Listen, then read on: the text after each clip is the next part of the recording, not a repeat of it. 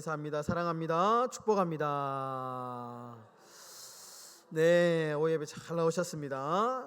우리 오늘 고린도전서 서론 두 번째 마지막 시간입니다. 오늘까지 서론하고요. 다음 주부터는 이제 본문으로 들어가서 조금씩 이제 본론으로 들어가도록 하겠습니다. 여러분 첫 장을 보시면 여러분 이 고린도 전서는 편지다 그렇게 말씀을 드렸습니다. 바울이 고린도 교회를 향해서 쓴 편지, 두 번째 편지다 이렇게 이야기를 지난주에 우리가 살펴보았습니다. 여러분 이제 편지를 쓰면 편지의 목적이 있죠. 아무 목적 없이 뭐 이렇게 쓰는 게 아니고 편지를 쓰면 편지의 목적이 있고 그 안에 보면 내용이 있고 주제가 있고 뭐 그런 것들이 있지 않습니까? 오늘 이 고린도전서에도 보면 고린도전서 고린도 교회에 특별한 상황이 있었다라는 것을 좀 이해를 해야 됩니다. 교회마다 다 상황이 있지 않습니까? 그죠? 그 교회가 처한 상황 마찬가지로 고린도 교회 안에도 여러 가지 상황이 있었는데 오늘 그 중에 이제 몇 가지 제가 조금 간추렸는데요. 첫 번째는 가장 심각한 문제가 파벌의 문제였다라는 겁니다. 이제 이 이야기가 1장 10절부터 4장 21절까지 나오는데 고린도 교회는 분열이 되어 있었다는 것이 이 당시의 고린도 교회의 상황입니다. 제일 큰 문제였는데요. 지도자의 신학적인 견해에 따라 어떤 파는 바울파다, 어떤 파는 아볼로파다, 어떤 파는 베드로파다, 심지어는 나는 예수파다, 그리스도파다 이렇게 교인들마다 파가 다 나뉘어져 있었고 이 파벌 때문에 교회가 굉장한 갈등을 겪고 있었습니다. 여러분 초창기에 그리스도인이라는 말은 굉장히 좋은 말이었습니다. 안디옥 교회에서 이 그리스도인이라는 말이 처음으로 이제 탄생이 되었죠. 그래서 예수쟁이라는 말하고 똑같습니다. 그러니까 예수를 믿지 않는 이방인들이 안디옥 교회에 있는 교인들을 향해서 저 사람들은 그리스도인이야, 예수쟁이야. 안 좋은 인식을, 안 좋은 이제 부정적인 의미로 그리스도인이라는 말을 썼는데 이 말이 나중에 이제 아주 좋은 나는 자부심이 느껴지는 그리스도인이다 이런 말을 썼거든요. 그런데 이제 시간이 지나면서 문제가 생긴 게 뭐냐 하면 스스로를 이제는 그리스도인이라 부르면서 거드름을 피우는 사람들이 나타나기 시작했다라는 겁니다. 마치 벼슬인 것처럼 나는 이런 사람이야, 나는 바울파야, 나는 어떤 파야, 그리스도파야 이렇게 거드름을 피우는 사람들이 곳곳에서 나타나기 시작했다라는 것입니다. 바울은 자신만이 신학적으로 옳다고 믿는 이 지적인 권위 의식이 하나님 앞에서 얼마나 어리석인 것인지 지적합니다. 그러니까 파가 나누어진 이유는 뭐냐 하면 바울이 가르치는 것이 최고야, 아볼로가 최고야, 게바가 최고야. 그러니까 자신의 스승, 자신이 가지고 있는 이 신학적인 지식, 이것이 최고야라고 하는 어떤 그런 어리석은 지적인 권위를 자랑을 했습니다. 그러다 보니까 파가 생긴 거거든요. 근데 이것이 참 어리석다 이렇게 얘기합니다. 바울이 고린도전서에서. 그러니까 그리스도의 십자가를 믿는 자들이 사실은 지혜로운 것이죠. 그러니까 우리는 미련하다 하지만 사실은 십자가를 믿는 사람들이 세상 사람들과 비교했을 때는 예수를 믿지 않는 십자가를 따르지 않는 사람보다 훨씬 더 우리가 지혜로운 사람이다. 역설, 그리스도의 기독교의 역설을 이야기를 합니다.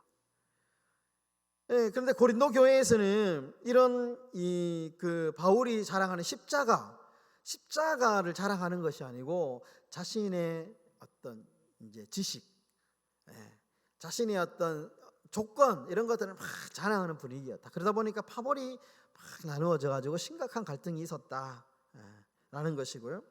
두 번째는 음행의 문제가 있었습니다. 고린도 교회에 있는 음행은 이방인 중에서도 아주 보기 어려울 만큼 부도덕한 문제들이 많았는데요. 심지어 근친상간을 하는 이들도 있었다고 합니다. 그러니까 바울은 교회가 이런 자들을 가만두면 안 된다, 방관하면 보고만 있으면 안 된다 이렇게 이제 고린도전서에서 지적하면서 이런 자들은 사탄에게 넘겨줘야 된다 이렇게 표현합니다. 이 말은 교회에서 출교시켜야 된다.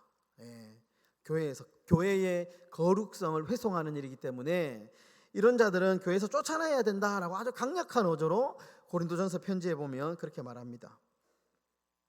또 바울은 그리스도인 잡지 않게 행동하는 음행자들과는 사귀지 말라 이렇게 명령하고요. 바울은 세상 사람들의 범죄에 대해서는 교회가 상관하지 말라 그렇게 얘기합니다. 불신자들에 관한 판단과 심판은 하나님께 있기 때문에, 이 말이 무슨 말이냐 하면 교회 안에서 세상의 일 때문에 너무 끄집어 와가지고 교회 안에서 그런 것들로 분쟁을 하지 말라는 겁니다. 세상의 법정으로 갈 거는 세상의 법정으로 맡기고 하나님의 심판과 판단은 하나님께 있기 때문에 과도하게 교회의 어떤 과도한 세상의 밖에 어떤 그런 문제들 너무 끌고 들어오지 마라, 이런 얘기들도 함께 하게 됩니다. 핵심은 고린도 교회 안에 있는 이 음행의 문제를 단호하고 그리고 아주 지혜롭게 대처해라, 이렇게 이야기를 하는 것이죠. 그리고 또 하나 있는데요, 이제 교회 내의 문제 해결법에 대해서 바울이 이야기를 합니다. 고린도 교회가 참 좋은 교회였는데 문제도 많은 교회였죠. 교회 안에 다양한 문제를 어떻게 해결할 것인가에 대해서 이제 바울이 이야기를 해줍니다. 다툼과 음행이 있는 교회는 치리 문제에 당연히 직면할 수밖에 없죠. 근데 바울은 교회 내부에서 발생한 문제를 해결해야 된다. 그러니까 바울은 교회 내부에서 발생한 문제는 내부에서 해결해야 된다, 이렇게 얘기합니다. 오늘도 이제 이거를 우리 어떤 교단에서는 원칙으로 삼죠. 되도록이면 교회 안의 문제는 교회 안에서 해결하도록 권면을 합니다.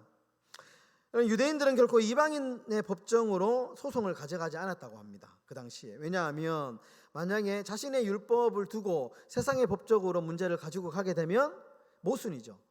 자신이 가지고 있는 율법을 최고라고 생각하면서 세상 법적으로 가져가는 것은 오히려 이것은 자신이 가지고 있는 율법이 능력이 없다라는 것을 인정하는 꼴이 되기 때문에 되도록이면 유대인들 안에서 이 문제를 해결하려고 했습니다. 바울도 교회 역시 이 유대인들처럼 교회는 스스로 문제를 해결해야 된다, 이렇게 주장했습니다. 교회에서 문제를 일으킬 소지가 있는 행동을 멈추는 것이 중요한데, 우리는 죄인인 이상 유혹을 받을 수밖에 없지만 우리 몸은 그리스도의 지체이자 성령의 전으로 하나님께 영광을 돌리는 도구가 되어야 된다라고 말씀하면서 교회 내의 문제는 교회 안에서 이렇게 해결해야 된다라고 이 이야기를 고린도전서 안에서 담고 있습니다. 고린도 교회에 주는 가르침이 있는데요. 보시면 몇 가지, 첫 번째 결혼 문제가 있습니다. 이제 고린도전서를 보면 그 당시에 결혼의 풍습, 어떤 이제 어디에 좀 관심이 있었느냐에 대해서 좀 이야기를 하는데요. 바울은 이제 7장에 보시면 결혼의 문제에 대해서 결혼의 문제를 이야기하면서 음행의 문제와 같이 이야기합니다. 음행의 문제와.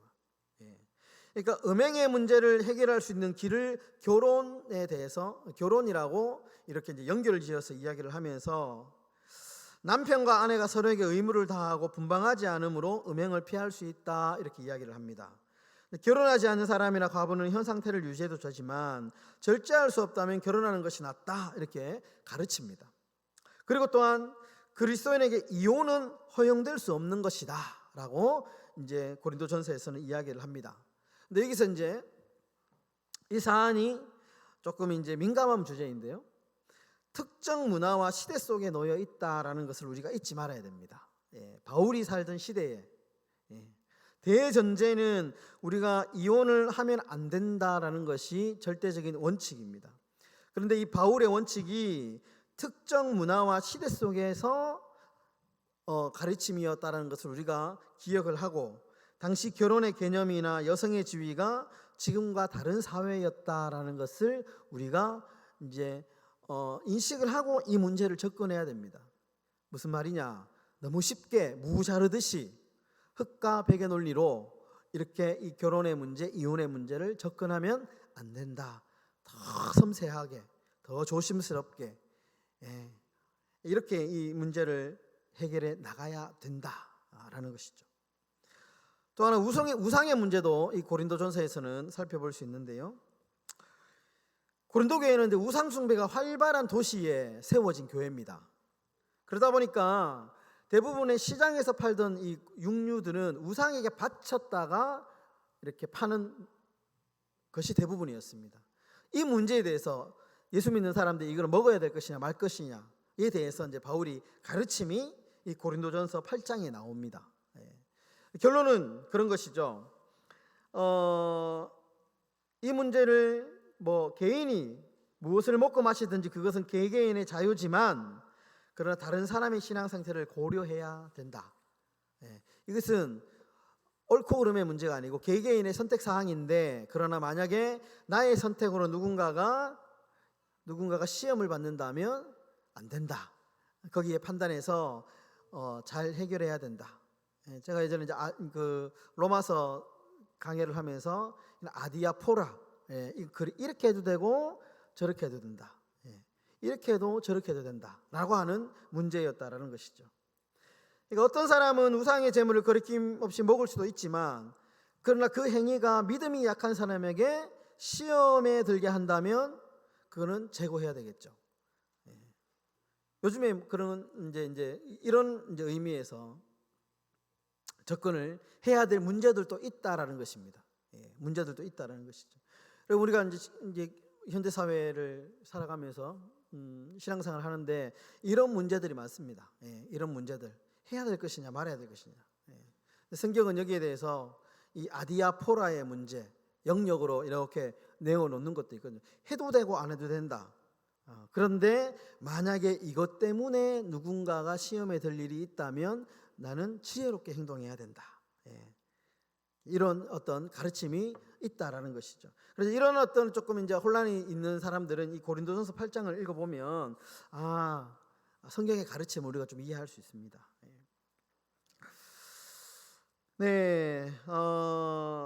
그 맥락에서 이제 뒷장에 보시면 넘어질까 조심하라 라는 말이 나오는데요. 믿는 자는 하나님 앞에서 모든 것이 가능하다는 자신감을 갖되 자신의 유익이 아닌 남의 유익을 위해서 행해야 된다.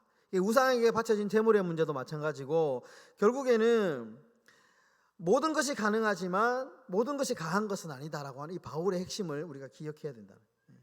남의 유익을 위해서 우리가 되도록이면 배려하고 양보하고 살아가는 삶의 특성이 필요하다라는 것입니다.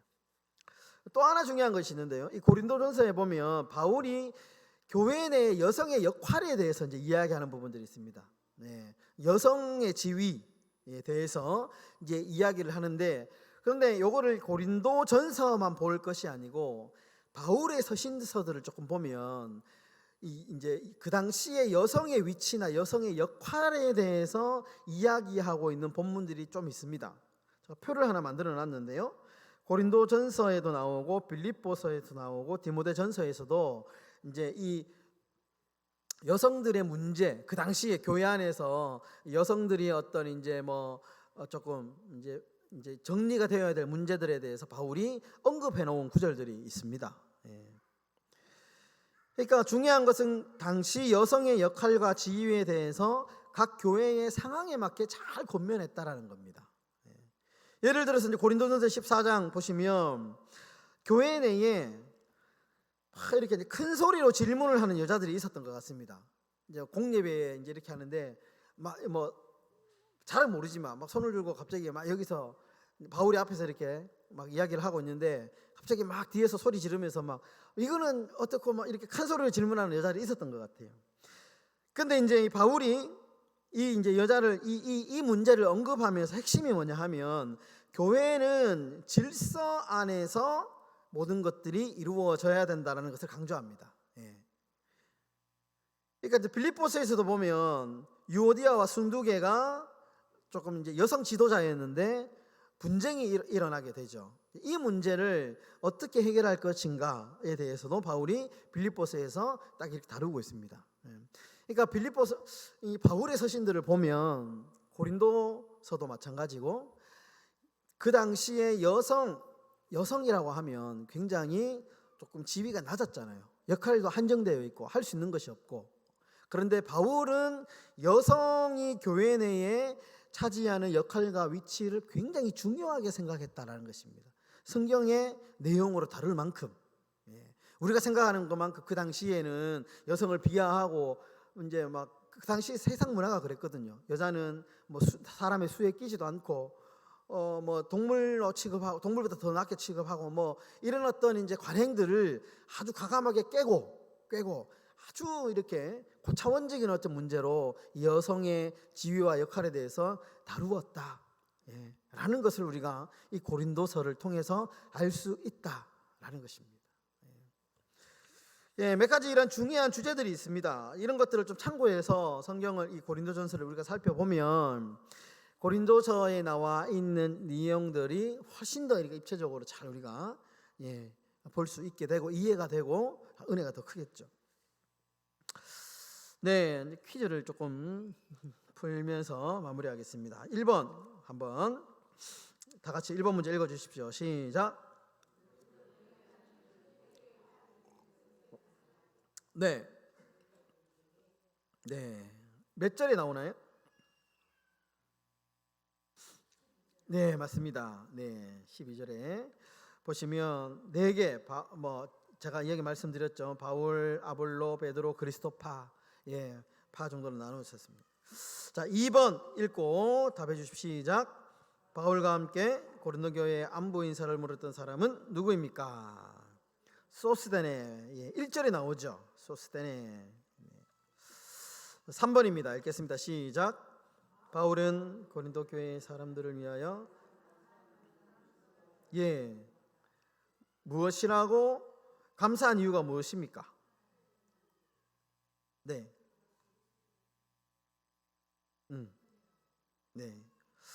5절에 보시면 모든 언변과 모든 지식이 풍족했기 때문에, 그러니까 이제 고린도 교회를 생각하면 딱 떠올려야 될 게 이 교회는 부자 교회였다 생각하시면 됩니다.